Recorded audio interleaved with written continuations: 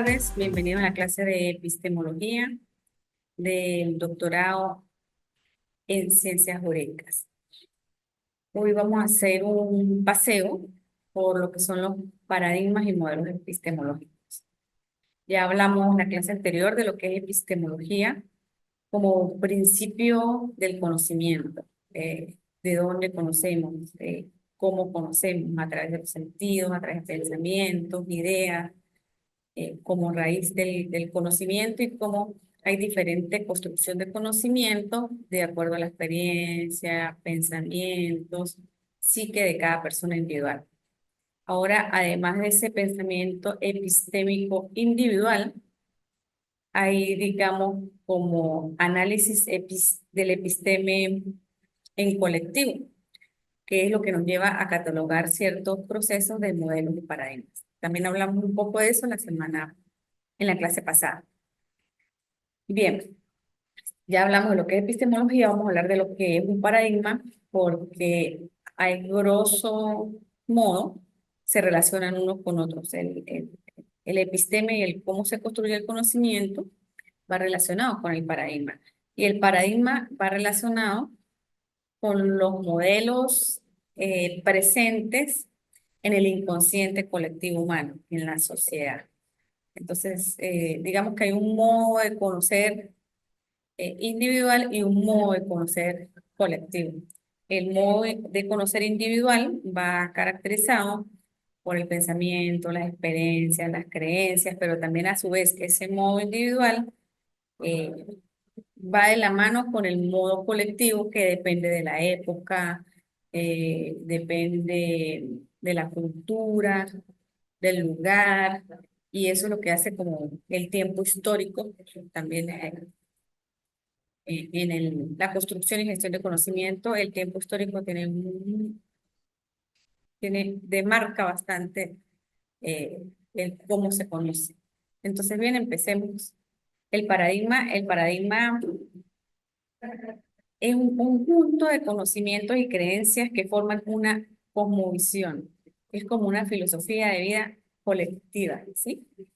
Este modo de construir conocimiento o este modo de creencias colectivas viene determinado en un territorio, en un contexto histórico, en un periodo, en una teoría hegemónica inminente. Bien, cada paradigma se instaura tras una revolución científica. Cierra la puerta, Carmen. Que aporta respuestas a los enigmas que no podían resolverse en el paradigma anterior. Es decir, como filosofía de vida, el paradigma va cambiando, está sujeto a cambios cuando vemos que se queda corto, empieza a ser criticado, empiezan a dejar de resolver cosas porque se va dinamizando la realidad y hay que dinamizar también el pensamiento. Entonces, digamos, como que este pensamiento se vuelve obsoleto y nace uno nuevo, ¿sí? Entonces, un paradigma como cosmovisión digamos que cae en una estática y como parte de la dinámica dialéctica tiene que surgir un nuevo paradigma que apoye para resolver todas aquellas situaciones no resueltas por el paradigma anterior. Una de las características fundamentales de, del paradigma es la inconmensurabilidad. Es decir, no hay ningún paradigma mejor o peor que otro, ¿sí? Digamos que no es obligatorio que el paradigma sea evolutivo, ¿sí? Sencillamente, no es necesario que el paradigma sea evolutivo. Sencillamente hay un pensamiento que sustituye otro, una filosofía que sustituye otro, una cosmovisión que sustituye otro. Bien, continuemos. Vamos ahora a reflexionar sobre el pensamiento de Stephen Covey en cuanto al paradigma, quien establecía que los paradigmas son poderosos porque crean los cristales o los lentes a través de los cuales vemos el mundo. El poder de un cambio de paradigma es el poder esencial de un cambio considerable, ya que se trata de un proceso instantáneo, lento o pausado. Y ahí hay una imagen de una niña con un lente, y esto es interesante porque dependiendo con el tipo de lente que nosotros usemos, vamos a observar y a conocer una realidad específica. Si yo me pongo un lente de color azul, la realidad va a estar impregnada de color azul. ¿Cuál es el color azul? Un pensamiento, una filosofía, una creencia, una experiencia. Un día casi me congelo del frío y entonces entré en pánico y cuando siento frío, el frío es mis lentes, entonces entro en pánico. Entonces es eso, es una mirada distinta a través del lente y el lente puede cambiar dependiendo del tiempo histórico, dependiendo de la persona, dependiendo del paradigma vigente instaurado en el momento.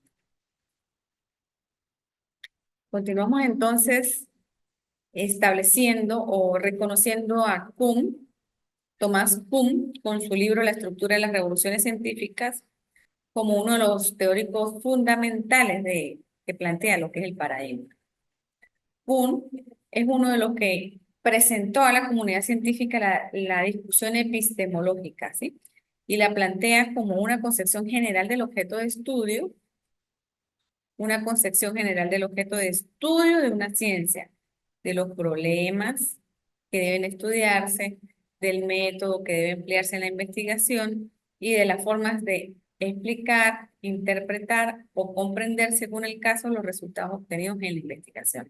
Simón. Sí, bienvenidos. Sí, ya los estoy viendo aquí en línea. Ajá, continuemos. Ya hay otro. Profesora, buenas tardes. Diego Naranjo le saluda. Hola Diego, bienvenido. Continuamos. El paradigma entonces reúne y relaciona ejemplos y teorías que se formulan dentro de él. Su aceptación parte de un conjunto de investigadores a diferencia de la comunidad científica de otra y constituye un fundamento válido para la práctica científica. Digamos que ya la cuestión de paradigma va un poco más de la memoria colectiva, ¿sí? Por ejemplo, yo vivo en San Cristóbal, Estado Táchira. En San Cristóbal, Estado Táchira, hay una filosofía de pensamiento de la gente de San Cristóbal que está orientado, sí compartimos características con la zona de los Andes, con la zona de Mérida, con la zona de Trujillo, sin embargo, pues hay una característica en San Cristóbal distinta, que es la cercanía con la frontera, que nos hace percibir las cosas de manera distinta. El clima también es distinto al de Mérida, ahorita está un poco más caluroso, eso nos hace toda una filosofía de pensamiento. Y eso es lo que nos hace, pues, personas de San Cristóbal. Bien, profe. Sí, estamos aquí en clase. Sí. Entonces, bien, ¿qué es lo que sucede? Que cuando hablamos de la persona de San Cristóbal, estamos como filosofía de vida del inconsciente colectivo. Sin embargo, cuando hablamos de paradigma, ya hablamos de la construcción de conocimiento de manera específica en medio de la comunidad científica, ¿sí? Recordemos que la comunidad científica es el cómo se instaura este conocimiento a nivel académico, a nivel teórico, y una de las características principales de la comunidad científica en la actualidad es la publicación en libros indexados, en libros de comunidades científicas. Bien, esas investigaciones que tienen un sustento en la rigurosidad científica en que fueron creados es lo que le da el sustento epistémico. Entonces, así como en San Cristóbal tenemos el inconsciente colectivo, dentro del inconsciente colectivo o dentro del consciente colectivo, ciertas pautas de cómo entendemos la situación por nuestra cultura, por nuestra educación geográfica, entre otras, a nivel de la comunidad científica se llama paradigma. Y los paradigmas se pueden observar a lo largo de la historia, ¿sí? Ahí ya lo vamos a ver. Kuhn fue el que planteó esto, el que planteó la diferencia de cómo se construye la información cumpliendo cómo se construye el conocimiento cumpliendo la rigurosidad científica, desde esa práctica científica. Entonces, el paradigma, ¿sí? Sí se corresponde a un concepto epistémico porque está relacionado por cómo construimos la realidad, cómo gestionamos el conocimiento. Entonces, es una concepción filosófica de las características más generales del conocimiento científico. A qué objeto se dirige ese conocimiento, con qué método lo estudia, etcétera. Entonces, bien, desde este punto de vista, en nuestro caso, estamos como estudiantes de Derecho en las ciencias sociales. En las ciencias sociales hay dos paradigmas que en los procesos de investigación social están muy arraigados o son los principales, que es el paradigma explicativo y el paradigma interpretativo o comprensivo. Hay otro paradigma muy sonado que es el paradigma positivista, ¿sí? Que es el que rige la investigación exacta, la investigación de las matemáticas, aquella que es donde los resultados son exactos. Es ese modelo de gestión de conocimientos de las ciencias exactas que se basa en la experimentación. Entonces, ese es el paradigma positivista, el de la física, el de la matemática, donde tú haces el experimento y siempre el resultado va a ser el mismo. Y una de las características de esa construcción de conocimiento es la generalidad, sobre todo en la física, que se construyen las leyes de la física y son comprobables por experimentación. En el caso nuestro, que es el derecho, que nos tratamos de una investigación de las ciencias sociales, y estamos en un submundo filosófico individual donde cada persona es un modelo de pensamiento distinto, un paradigma distinto.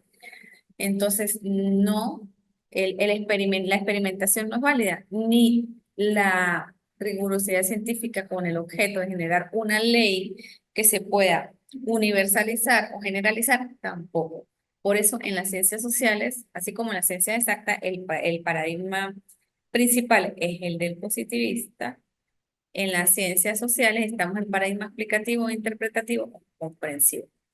Y fíjate que aquí empieza filosóficamente una de las contradicciones con el derecho, ¿no? Porque hay dos posiciones del derecho, una que establece que el derecho como ciencia positivista y otra como el derecho como desde un paradigma crítico. Fíjate, va mucho más el explicativo, va mucho más el interpretativo y pasamos al paradigma crítico, porque esas son, de hecho, las cuatro principales paradigmas.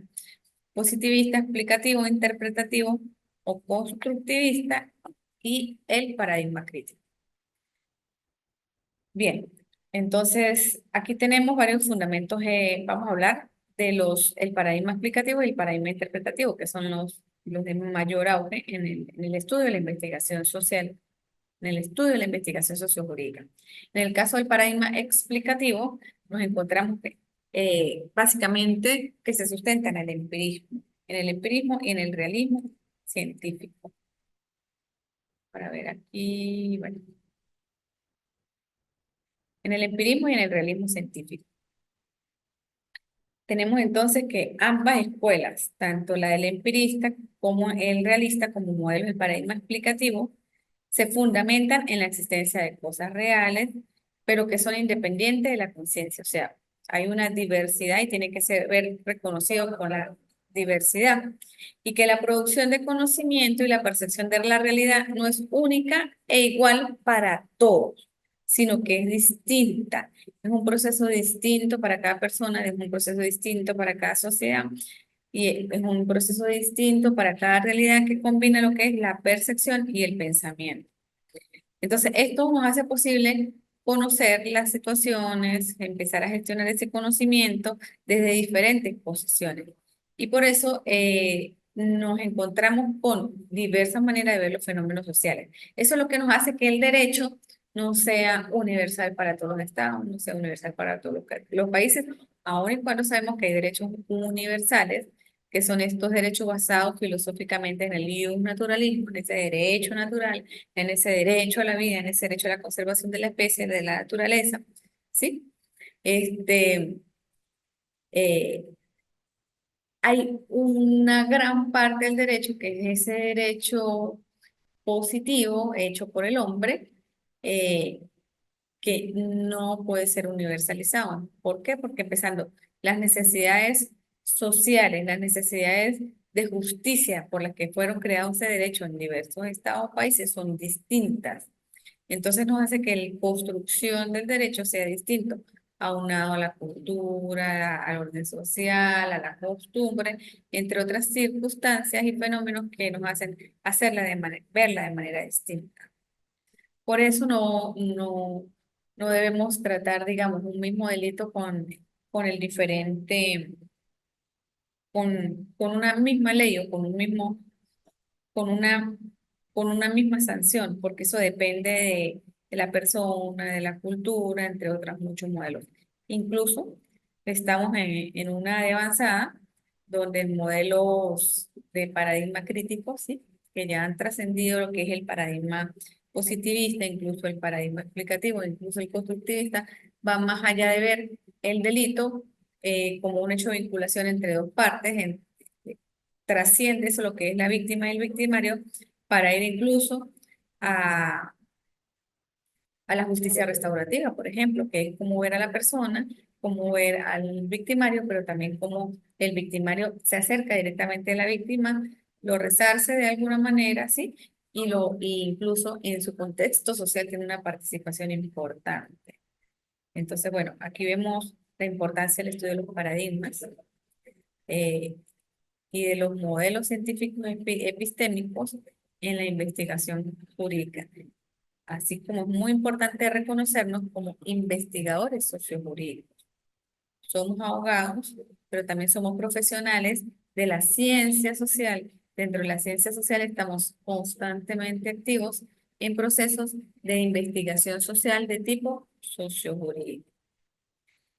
Entre las principales teorías que escriben el paradigma explicativo, que es el que estamos abordando, tenemos el modelo teórico, el de Durkheim, el marxismo y la teoría estructural funcionalista, entre otras. Estos hablan de cómo, cuál es el sistema jurídico, cómo funciona el sistema, el subsistema jurídico dentro de un sistema social, cómo se relaciona el sistema, subsistema jurídico con el subsistema educativo, con el religioso, con el político, ¿sí? Y desde esta teoría estructuralista funcionalista, estructuralista, pues el derecho es una parte integrante del todo sistémico social. Hay investigaciones, ¿sí? Y las investigaciones, desde esa, la teoría funcionalista, pues sí, los procesos de investigación básicamente son cuantitativas, cualitativas, cuantitativas, aquellas que implican, pero todas son investigaciones sociales. Ahora bien, en cuanto al paradigma interpretativo, es un paradigma también que además de ver el sistema, puede interpretar una realidad en concreto, una realidad específica, que es como cuando se hace un estudio de casos penal, por ejemplo. Me llegó un caso penal con esta característica y hacemos un estudio interpretativo de esa realidad, de ese contexto específico social. El filósofo que sustenta el paradigma, o los filósofos, autores que sustentan el paradigma interpretativo, tenemos Dilthey, Weber, Husserl y Schutz. Desde el paradigma interpretativo, en el derecho y cualquier hecho social no es única, perdón, no es absoluta, sino es una verdad establecida y es un hecho única y exclusivamente para esa realidad objetiva. Entonces, no podemos universalizar criterios y resultados de investigación, no, sino cada realidad social es construida con marcos de diferentes actores y los resultados de la investigación son distintos. Por tanto, el modo jurídico que se puede abordar es distinto. Y bueno, y apoyando esta teoría con la teoría del conocimiento, podemos ver que un mismo hecho social desde el derecho es abordado desde diferentes aristas. Solo el derecho. Puedo abordar, por ejemplo, una situación de robo en una empresa como, como un derecho administrativo y puedo instaurar desde allí un proceso de despido, pero también lo puedo ver como un derecho, un derecho administrativo laboral en este caso, también lo puedo ver como un derecho civil, porque bueno, estaba, o un derecho penal porque cometió un delito, que es el delito de hurto, pero a la vez también lo puedo ver como un derecho civil o un derecho humano, porque resulta que en medio de ese hurto, no se pueden violentar los derechos humanos al trabajo, por ejemplo, y no se puede pedirse, no se cumple con la normativa legal vigente. Bueno, total, desde varias aristas del derecho, ¿sí?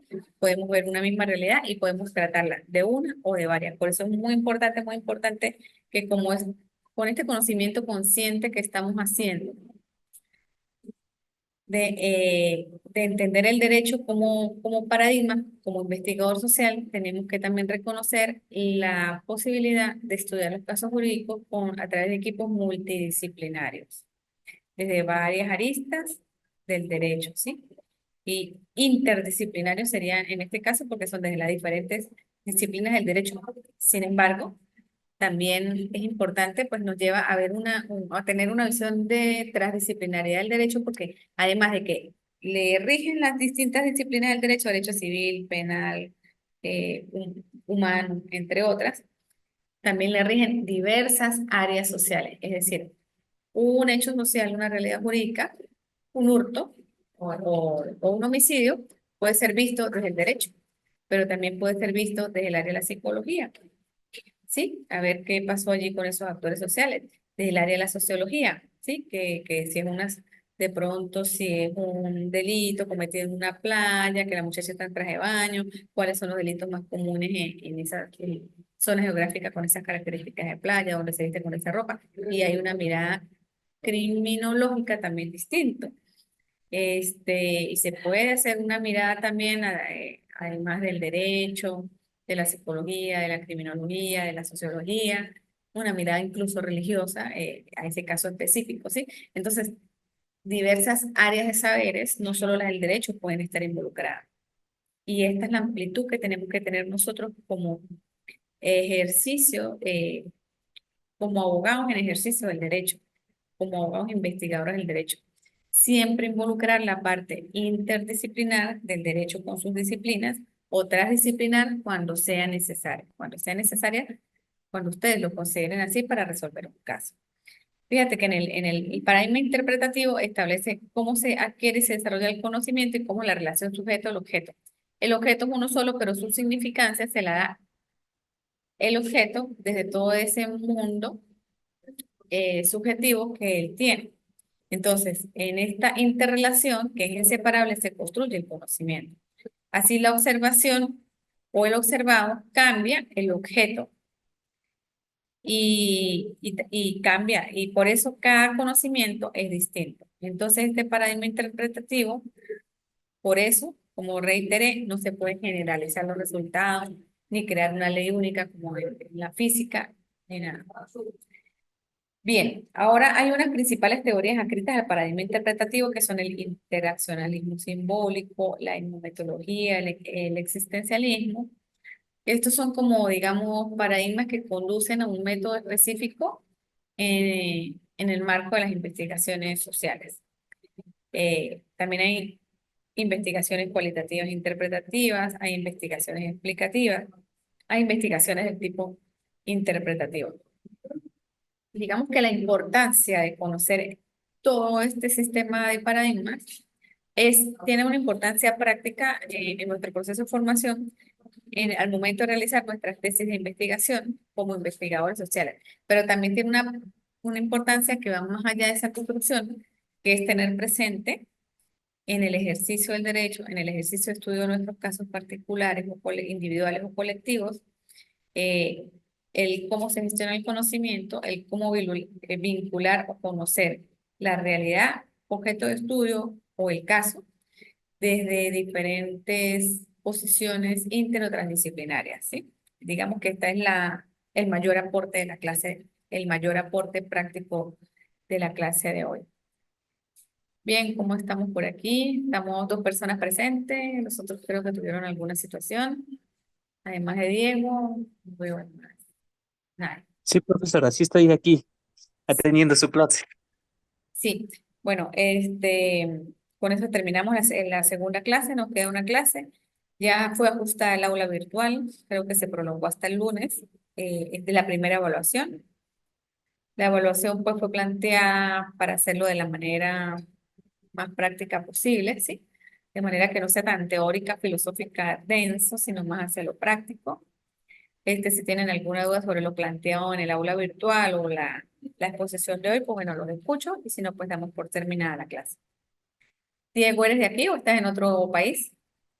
Sí, profesora, yo soy de Ecuador. Ah, bien, algunos de tus compañeros también son de Ecuador entonces. Sí, compañero, no sé qué pasó con el compañero Wellington y el compañero Robert Flores, no sé qué pasó que no se han conectado. Sí, se conectaron algunos, pero perdieron conexión. De todas maneras, lo importante, pues bueno, digamos que la clase de hoy resumida es ver el derecho como de un área social en desarrollo, donde además o, que incluye nuestro rol de abogados, el ser investigadores sociales. Y investigadores sociales, sociojurídicos, con una visión amplia de inter y transdisciplinar. con mucha conciencia de que cada caso específico producimos un conocimiento específico que no puede ser generalizado. Y aun y cuando hayan particularidades similares, siempre el resultado va a ser distinto. Yo puedo estudiar un homicidio en Táchira y un homicidio en Venezuela y un homicidio en Ecuador, y son diferentes circunstancias por toda esta situación sistémica, social, cultural que marca la misma tipología de la ley, entre otras. Robert se está incorporando también. Bienvenido, Robert. Entonces, Robert, bienvenido. Y Diego, pues bueno, con eso estamos culminando la clase. Va a estar grabada, va a estar publicada. Si tienen alguna duda, pues pueden consultarme por mi WhatsApp privado o por el aula virtual. Sí, profesora, una pequeña pregunta nomás. Dime. Eh, la tarea, ahora nos tocaría hacer la tarea número 3, ¿verdad? Que está subida en la plataforma, que está hasta el 19 de abril. Ajá, sí. Pues yo no, 19 de abril.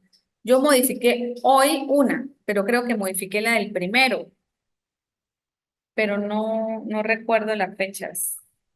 Ajá, Sí, profesora, yo ahorita estoy viendo en la plataforma y su actividad le veo que está como fecha límite hasta el 19 de abril, que hay que enviar el trabajo que es la ponderación y fecha de la evaluación. A ver, el tema es, ¿y hoy qué fecha es?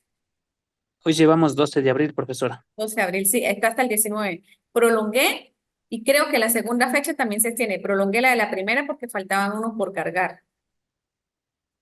Bueno, yo sí cargué la primera y la segunda, entonces Ah, tenía bueno. esta Ujú. la tercera tarea, profesora.